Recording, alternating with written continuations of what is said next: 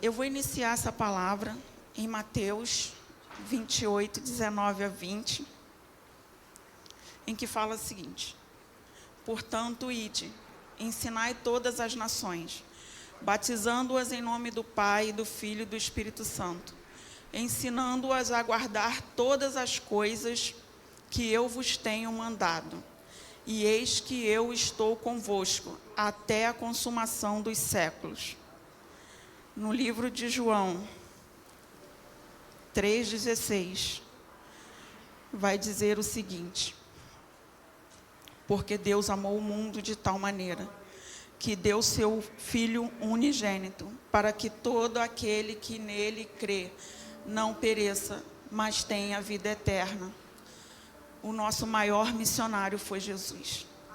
A nossa maior prova de amor foi Deus ter enviado o seu único Filho, por amor de todos nós, para a salvação e para que possamos nos arrepender dos nossos pecados.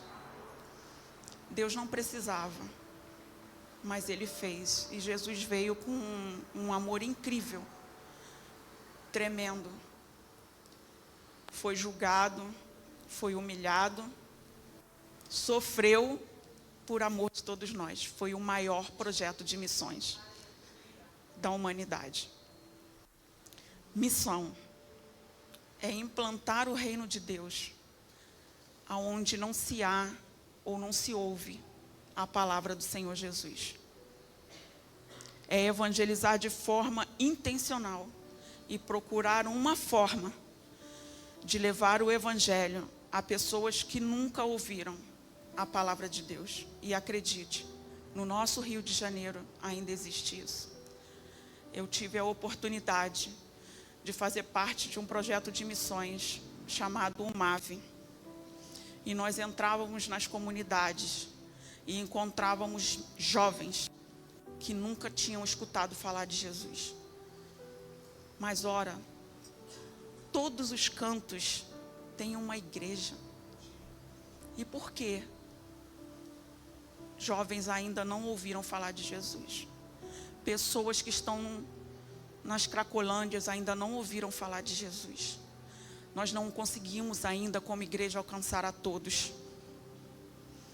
E o Senhor palestrou comigo essa semana acerca de missões.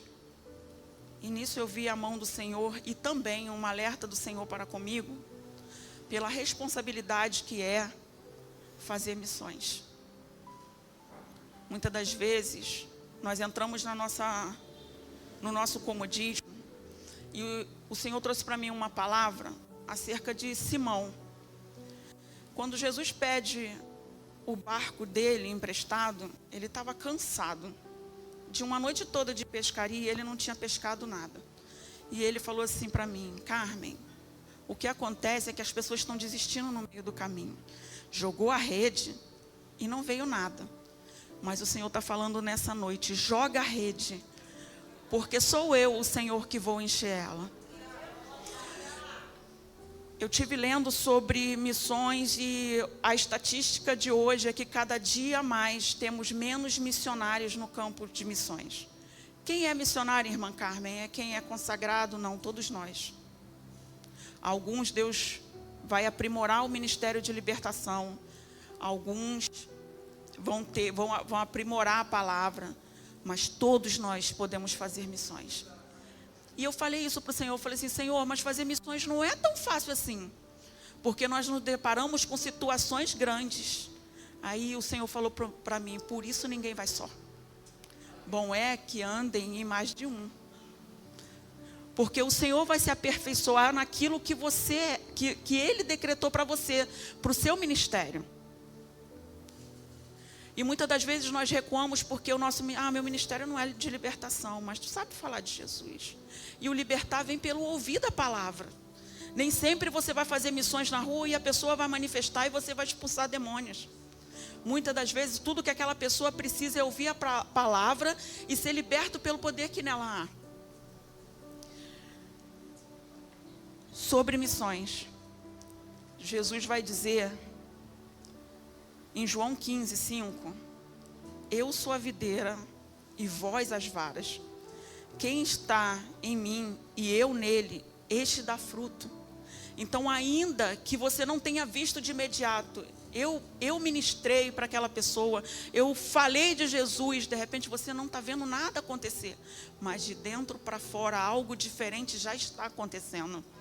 No mundo espiritual, alguma coisa está mudando, e nós não podemos desistir dessas almas. Irmã Carmen nunca mais viu, mas a semente foi plantada, está lá, e um dia ela floresce. Nós nos frustramos com as coisas visuais, porque nós queremos ver o fruto de imediato. Mas há tempo para todas as coisas.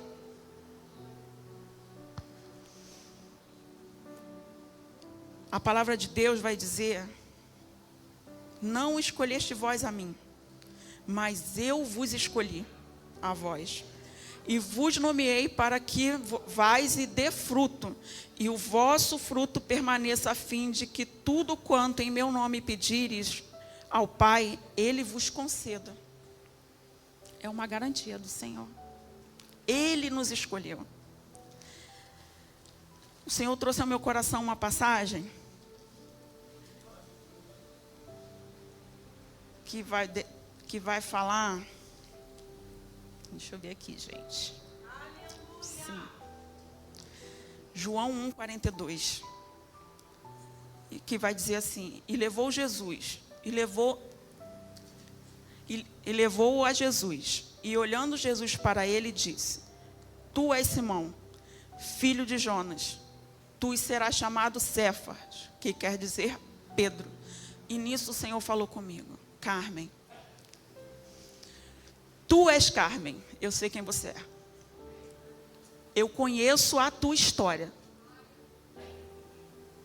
E a partir de agora, haverá uma grande transformação. O Senhor conhece a cada um de nós. Conhece a nossa história. Então, quando Ele nos chama, Ele sabe exatamente tudo que nós passamos, quem somos, e nós estamos preocupados com os julgamentos. Talvez você se converta hoje e amanhã você já esteja pregando para alguém. E talvez tenham pessoas que já estão na igreja há anos e que nunca pararam para o seu vizinho para falar do amor de Jesus. Muitas das vezes, o nosso maior projeto de missão é o nosso vizinho. E a gente passa na porta dele sempre para ir para a igreja e não fala. Nosso maior projeto de missões é o nosso amigo de trabalho. E nisso, eu vou falar com um pouco de propriedade. Porque até chegar aqui, essa semana no meu trabalho, foi puxão de orelha em cima de puxão de orelha. Porque quando a tribulação vem, a carne grita. E aí você tem que lembrar quem é você. Quando o inimigo tenta te dizer que você não é obrigado. Você não é obrigado a aturar isso. E você começa ali a luta entre a carne e o espírito. Falo, não falo, falo, não falo, falo, não falo, falo, não falo. Meu Deus, eu soltei alguma coisa. Não era. E aí o Espírito Santo fala para você assim: quem é que tem a mim? Eu passei por uma situação no meu trabalho lá, todo mundo me conhece como Carmen. E aí, no meio daquele estresse todo, eu me aborreci. E no dia seguinte eu cheguei no pátio. Quando eu cheguei no pátio para botar ração para os cachorros, que eu abaixei, o rapaz falou assim: varoa. Eu falei assim: Jesus, misericórdia. Para o Senhor nada vai passar. Então nós temos que nos policiar sempre.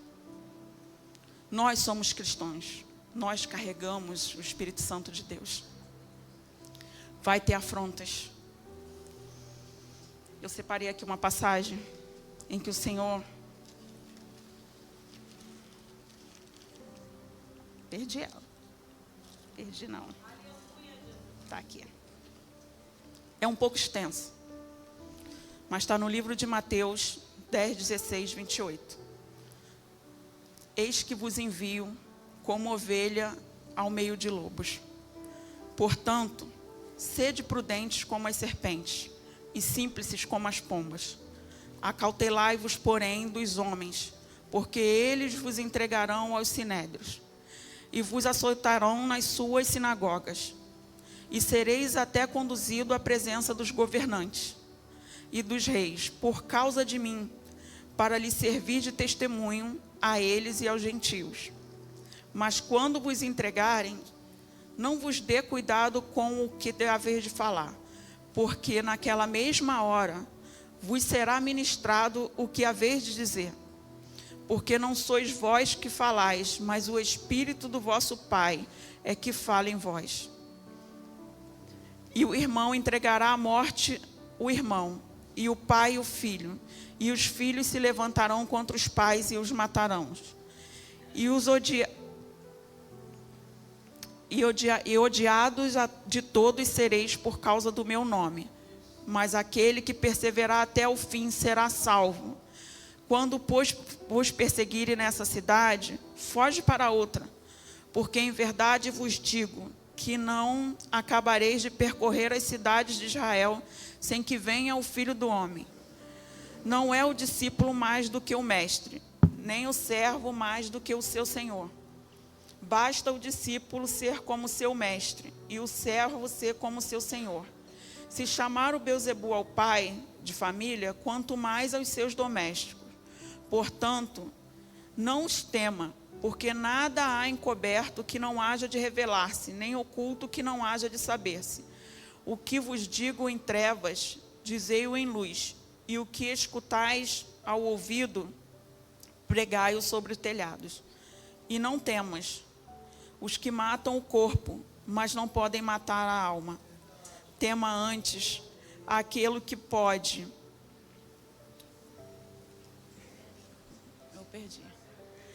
Fazer perecer no inferno a alma e o corpo. Seremos. Sim. Não com a perseguição que os nossos irmãos lá fora já perecem. Mas seremos sim perseguidos. Seremos acusados. Seremos humilhados. Seremos apontados. Isso é real no dia de hoje. Todos podem fazer, você não.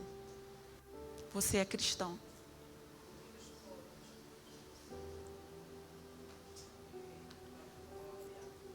Nós somos cercados por uma nuvem de testemunhas.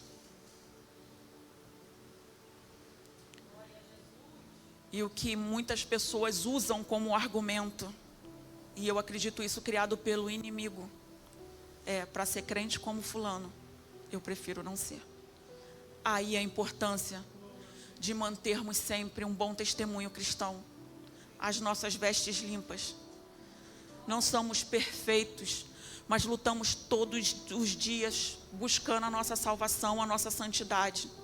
Queremos subir como noivas adornadas, mas queremos também levar junto conosco todos aqueles a qual tivermos a oportunidade de evangelizar e de falar de Jesus.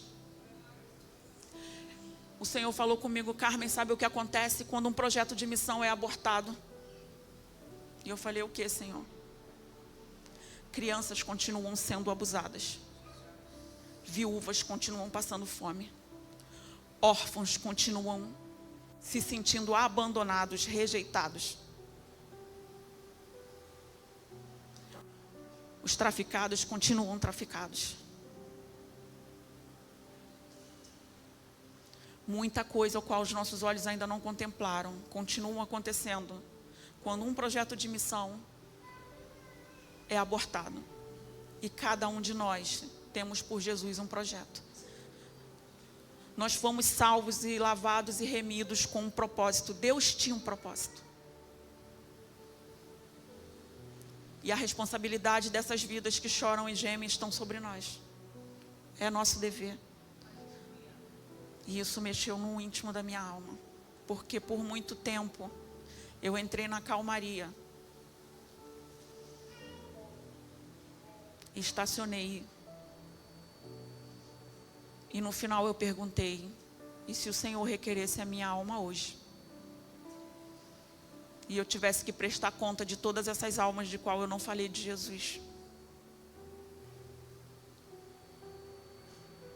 e se elas descessem à sepultura, porque você vai falar assim, mas a gente faz culto ao ar livre, mas será que aquela que está bem pertinho da gente, a gente fala?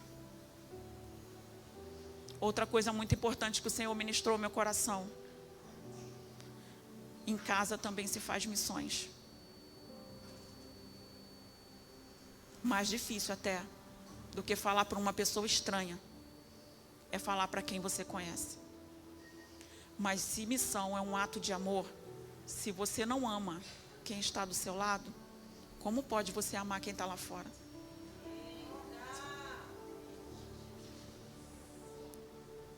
Então, o nosso primeiro projeto de missões é dentro da nossa casa. A gente não tem o direito de desistir. Vai ter filho rebelde? Vai. Não desiste dele. Vai ter irmão rebelde? Vai. Não desiste dele.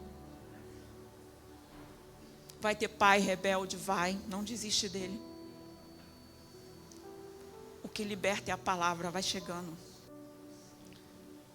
Não há nada que fique de pé diante do nosso Deus. Vai chegando. Vai ter resposta mal criada? Vai. Vai ter porta na cara? Vai. Insiste. A dor é grande em muitos casos? É. Dá vontade de desistir? Dá. Mas não desiste. Porque talvez seja nessa hora em que você desiste, em que estava quase lá, chegando a alcançar através da palavra de Deus a vida de alguém.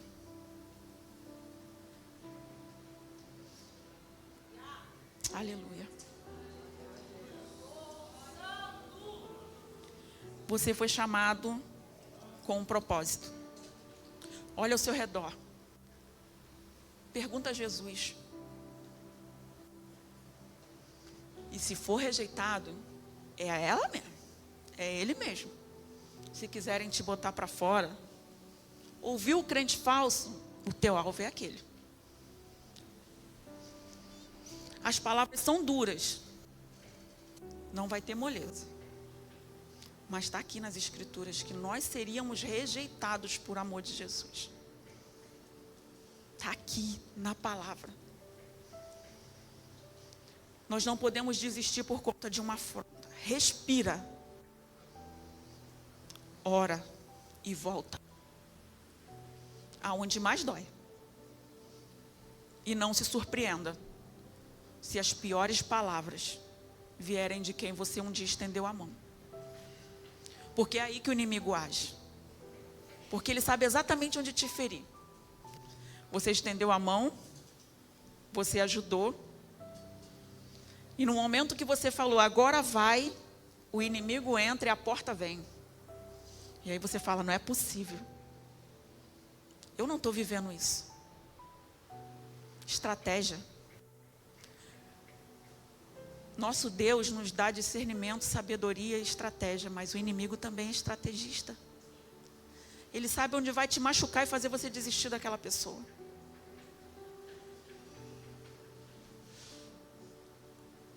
Há vidas que precisam ser salvas. Nós estamos vivendo num tempo de muita perversidade.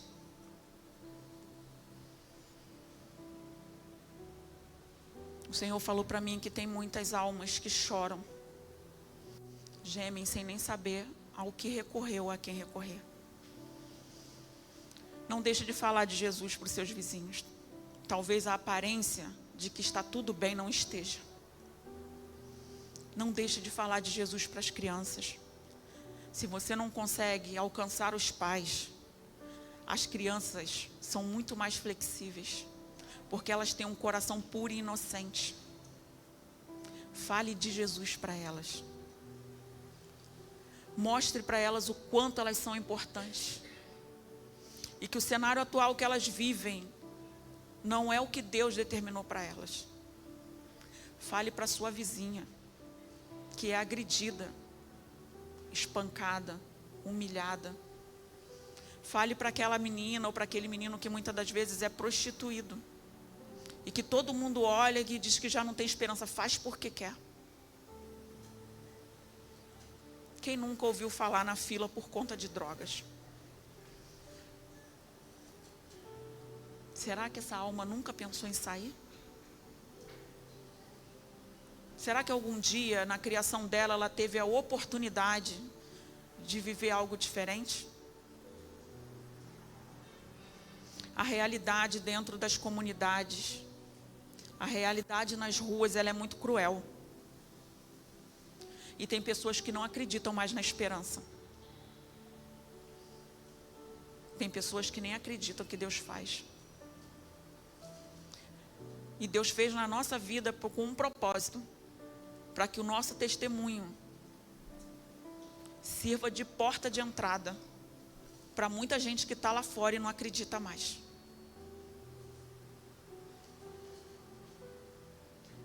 Eu confesso aos irmãos que eu relutei com muita coisa, o Senhor agora falou comigo. Que eu disse que para o Senhor, que eu nunca colocaria os pés num presídio para nada. E agora isso está doendo na minha alma.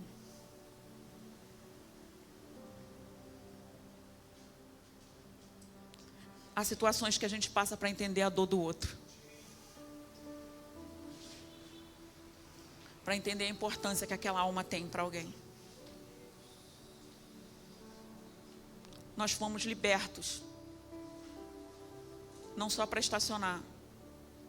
De repente você deixou alguém lá no lamaçal do pecado, onde o Senhor te tirou, que precisa ser resgatado.